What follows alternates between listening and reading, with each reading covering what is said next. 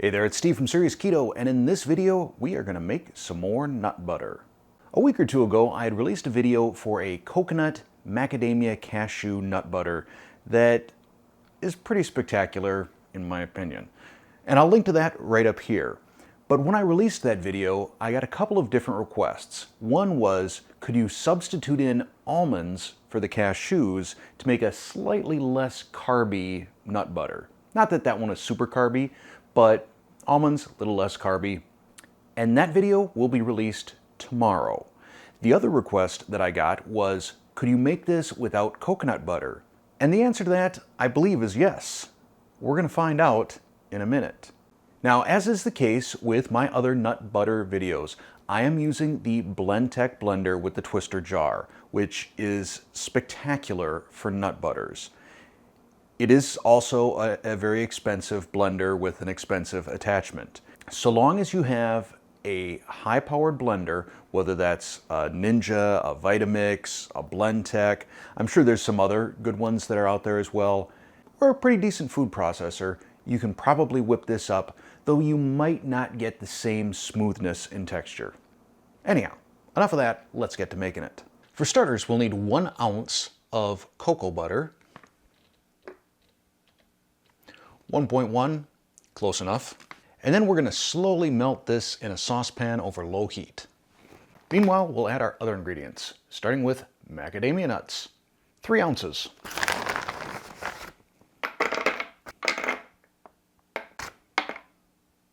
Then 2 ounces of cashews, 2 ounces of almonds,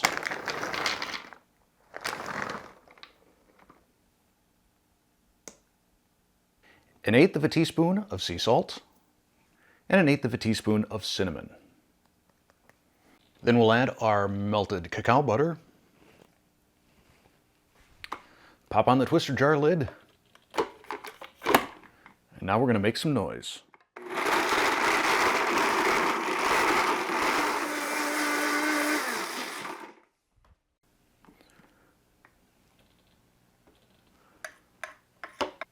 Because the cacao butter has a lot more sort of fattiness to it, I'm going to go with a half a teaspoon of non-sugar sweetener.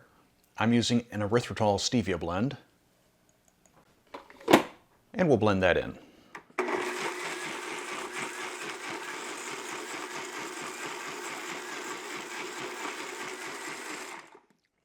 Just like the coconut macadamia nut butter I'd done previously, you can see that this is very smooth and silky at room temperature.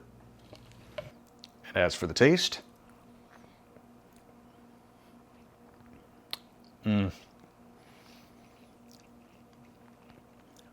this is definitely a lot more mouth coating than the sauce with the coconut. That cacao butter is really, really fatty and rich. So I honestly don't know that I would go less than half a teaspoon of non-sugar sweetener. I think you need that to sort of contrast the fat that's in this. I think if you've got a little bit of a sweet tooth, you could even go a little bit more. But if you just like a straight up nutty tasted nut butter that's really rich, this is solid.